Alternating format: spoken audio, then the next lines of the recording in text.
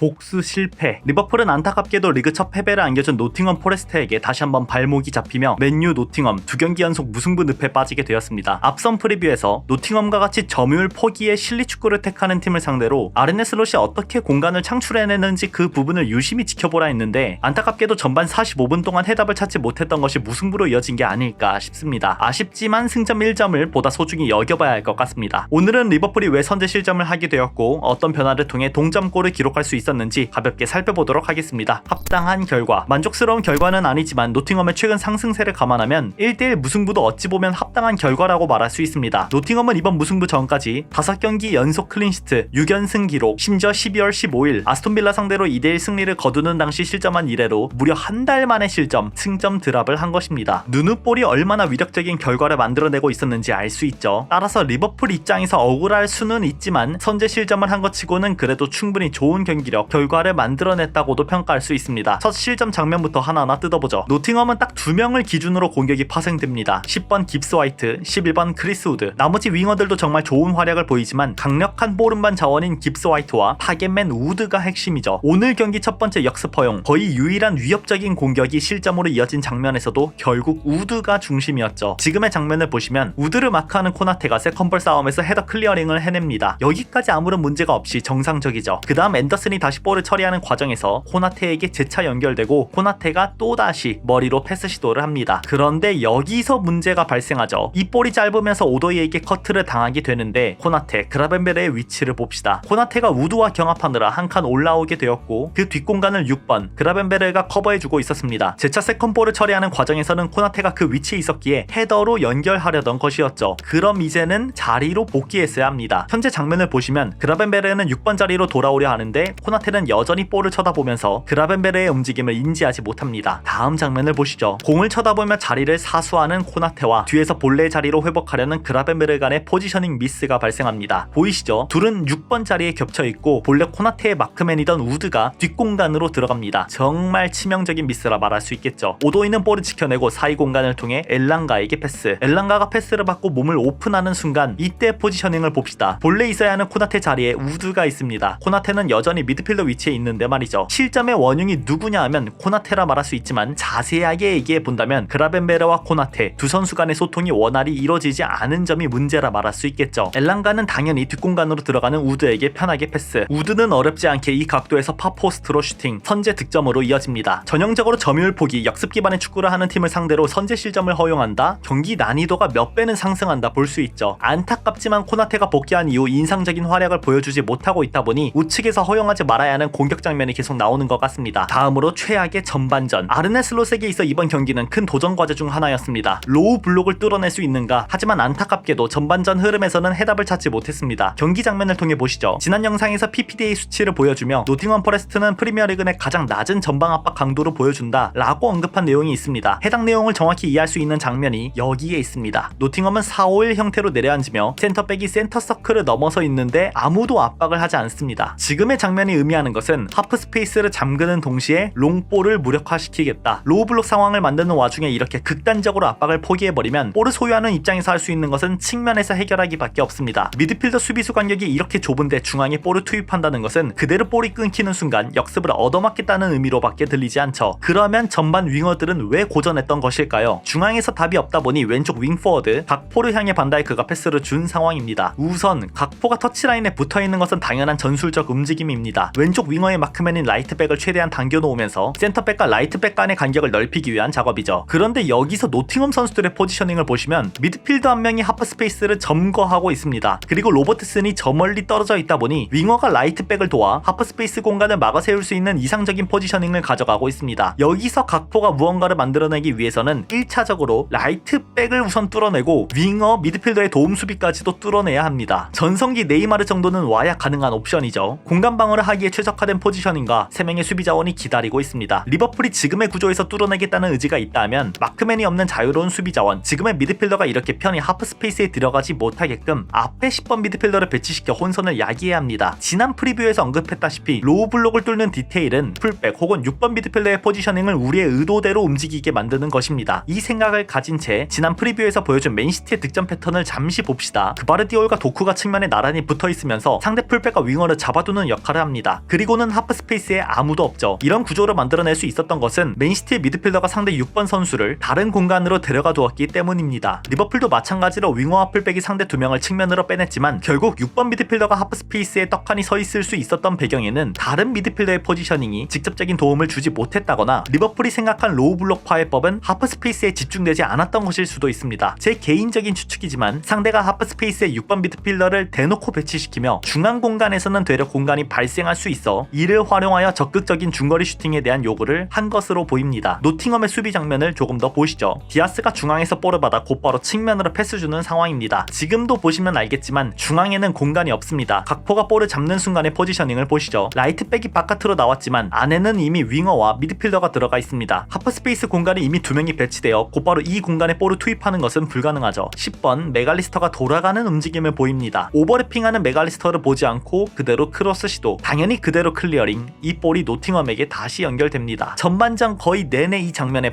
반복이었습니다. 노팅엄은 노골적으로 윙어와 6번 미드필더를 하프 스페이스에 배치시켜 아예 침투 작업 자체를 할 수 없게 막아두었고 리버풀은 저템포 양상에서 시도할 수 있는 공격 패턴이 없어 무한 크로스, 박스 바깥에서의 중거리 슈팅 시도만 이어갔죠. 리버풀의 전반전 슈팅 9회 중 6회가 중거리 슈팅이면 말 다 한 거죠. 슬롯은 그럼 이 난관을 어떻게 뚫어냈을까요? 패턴 변화, 전후반 터치 스팟을 보면 알 수 있겠지만 전반전에는 측면에서의 활용도 없이 아놀드는 중간다리 역할만 반복했습니다. 하지만 후반전에서부터 아놀드는 후방에서 볼을 컨트롤하는 역할이 아닌 파이널 서드에서 보다 넓게 측면과 중앙을 넘나드는 공격 옵션으로 바뀌었습니다. 경기 장면으로 보시죠. 리버풀이 볼 소유를 되찾는 상황에서 아놀드가 볼을 잡고 있습니다. 중앙에 위치한 아놀드는 볼을 건네주고 안으로 들어가죠. 호나테가 볼을 잡는 상황에서 포지셔닝을 봅시다. 지금처럼 아놀드가 6번 그라벤베르 위치로 올라갑니다. 이러한 스위칭이 주는 효과는 마크맨 혼동을 야기할 수 있다는 점입니다. 본래 그라벤베르를 마크하는 선수는 10번 깁스 화이트인데 지금처럼 아놀드가 들어가게 된다면 자리를 그대로 지킨 채 어느 위치로 붙어야 할지 쉽게 판단할 수가 없습니다. 다른 미드필더들도 즉각적인 소통을 하며 마크맨을 바꾸진 않기 때문에 아놀드는 자유롭게 코나테의 패스를 받을 수 있게 됩니다. 아놀드가 볼을 받고 몸을 오픈한 상황에서 보시죠. 소보슬라이가 영리하게 측면으로 빠지면서 8번의 시선을 가져가고 22번 예이츠는 자신의 뒤에서 마크맨이 움직일 수 있어 지금처럼 아놀드에게 아무도 붙질 못합니다. 그러면 아놀드에게는 이렇게나 넓은 패스 공간이 발생하는 것이죠. 스위칭을 통한 이상적인 포지셔닝을 아놀드가 가져간 것입니다. 곧바로 전진 패스, 살라가 패스를 이어받은 순간을 보시면 바로 최후방 라인에서 좌측에는 1대1 구도, 우측에서는 3대3 구도를 만들 수 있는 좋은 장면이 연출됩니다. 살라가 안으로 좁혀 풀백을 좁혀주니까 우측 공간이 발생하고 자연스럽게 10번 소보슬라이가 들어갈 수 있겠죠. 상대가 로우 블록을 완전히 갖추기 전에 빠르게 볼을 투입하며 만들어낸 이상적인 볼 흐름이었습니다. 제가 지금은 아놀드 기준으로 말씀드렸지만 특정 선수가 지금과 같이 스위칭을 자주 한다? 이로 하여금 다른 선수들의 순간적인 스위칭 혹은 패턴 변화도 당연히 발생하게 됩니다. 다음 장면을 통해 보시죠. 전반전과 똑같이 반다이크가 좌측에서 센터 서클을 넘어섰지만 그 누구도 제대로 압박하지 않습니다. 하지만 여기서 후반 변화를 말할 수 있는 것은 10번 맥알리스터가 풀백 센터백 사이에 들어가며 하프 스페이스에 위치하게 되면서 22번 미드필더를 좌측으로 끌어당기고 있다는 것입니다. 이렇게 되면 지금처럼 소보슬라이도 좌측으로 같이 움직였을 때 자연스럽게 상대 8번 미드필더를 이동시킬 수 있게 되는 것이죠. 그러면 센터백과 경합을 하지 않고 앞 공간에 위치한 디아스에게 기회가 생깁니다. 전반전 보여준 장면과 약간의 차이가 보이시죠? 로우 블록은 무조건 6번과 풀백의 위치를 우리의 의도대로 움직이게 만들어야만 공간이 발생합니다. 볼 소유 상황으로 넘어갑시다. 10번 깁스 화이트가 마크하는 선수는 6번 그라벤베르인데 깁스 화이트가 센터백을 압박하자 그라벤베르는 뒤로 돌아갑니다. 앞서 소보슬라이 맥알리스터가 좌측에 집중되며 상대 미드필더를 모두 움직여 두었기 때문에 그라벤베르의 주변 공간은 널널합니다. 반다이크는 우선 소보슬라이에게 패스. 소보슬라이의 축구 지능이 좋다는 게 바로 이겁니다. 이 공간에서 볼을 받으면서 약간 시간을 끕니다. 그러면서 8번과 10번 두 명의 미드필더를 의도적으로 자신의 공간으로 끌어당기죠. 이렇게 되면 뒤로 돌아가는 그라벤베르에게 마크맨이 붙지 못합니다. 어떤 방식으로 소보슬라이가 칭찬을 받는지 그리고 지금의 공간을 여는지 이해하셨죠? 소보슬라이는 그라벤베르에게 패스. 그라벤베르가 널널한 압박에서 이처럼 볼을 받으면 센터백 앞 공간에 있던 디아스가 뒤로 침투할 수 있게 됩니다. 센터백은 지역 방어를 하고 있기에 디아스를 막는 게 쉽지 않습니다. 그라벤베르의 패스. 패스는 정말 훌륭했지만 약간의 터치가 아쉽게 흘러가며 기회를 놓칩니다. 있습니다. 슬롯은 이처럼 후반전에서부터는 10번 메갈리스터와 소브슬라이를 적극 활용하며 좁은 공간에서 해결책을 찾기 시작합니다. 슬롯의 교체술, 이렇게 뭔가 만들어내는 과정은 점차 좋아졌지만 결국 유효 슈팅을 만들어내는 것은 대단히 어려웠습니다. 하지만 놀랍게도 첫 유효 슈팅이 득점으로 연결된 것은 바로 세트피스 장면이었습니다. 슬롯은 후반 65분 코너킥 상황에서 코나테와 로버트슨을 빼고 조타와 치미카스를 투입하는 승부수를 던집니다. 공격수 4명을 기용하며 센터백은 반다이크만 두는 선택을 한 것이죠. 특히나 디테일적으로는 지는 상황에서 레프트백을 교체했다는 점입니다. 경기 종료 후 인터뷰에선 세트피스 활용면에서 치미카스가 더 좋다는 언급을 했는데 이는 로버트슨의 불안정한 킥력이 마음에 안 들었다는 의미겠죠. 그렇게 교체 투입되자마자 치미카스는 첫 터치를 코너킥에서, 조타의 첫 터치는 박스 안에서 이뤄졌는데 그게 리버풀의 첫 유효 슈팅 동점골로 이어집니다. 프리미어리그 세트피스 득점 최하위 19위, 2골을 기록하던 리버풀이 놀랍게도 세트피스를 통해 득점을 이뤄냈습니다. 조타의 훌륭한 헤더가 있기도 했지만 이 안에서의 디테일은 더 재미있습니다. 골키퍼 스크린, 조타에게 볼이 전달되기 전 장면을 보시면 각포가 키퍼 앞에서 스크린을 섭니다. 사실 이런 장면을 개인적으로 좋아하지는 않습니다만 프리미어리그 내에서 거칠게 골키퍼를 몰아세우지 않는다면 골키퍼 방해 동작으로 인정하지 않죠. 리버풀도 이를 활용하며 각포가 골키퍼 앞에 스크린을 선 다음 조타가 헤더 마무리를 할 수 있었던 것입니다. 아무튼 이처럼 코나테에서 조타로 바꾸는 파격적인 선택을 하며 리버풀은 최후방에서 그라벤베르가 센터백 역할과 6번을 유연하게 오가는 포메이션으로 바뀌게 됩니다. 메갈리스터가 6번 자리로 내려와서 받아주고 디아스와 조타가 8번 위치까지 와서 패스기를 만들어주죠. 보다 공격적인 포메이션으로 변화될 때에는 지금처럼 3-2 빌드업, 치미카스와 아놀드가 스토퍼 포지션으로 내려오면서 변형 백스리, 그라벤베르와 메갈리스터 더블 피봇으로 돌아갑니다. 메갈리스터는 패스기를 만들어주고 다시 10번 위치로 올라갈 수 있죠. 이 모든 게 아놀드 그라벤베르의 유연함, 반다이크의 압도적인 수비력이 만들어주는 것이겠죠. 아르네 슬롯은 여기서 그치지 않고 역전 득점을 만들기 위해 디아스를 빼고 존스를 투입합니다. 이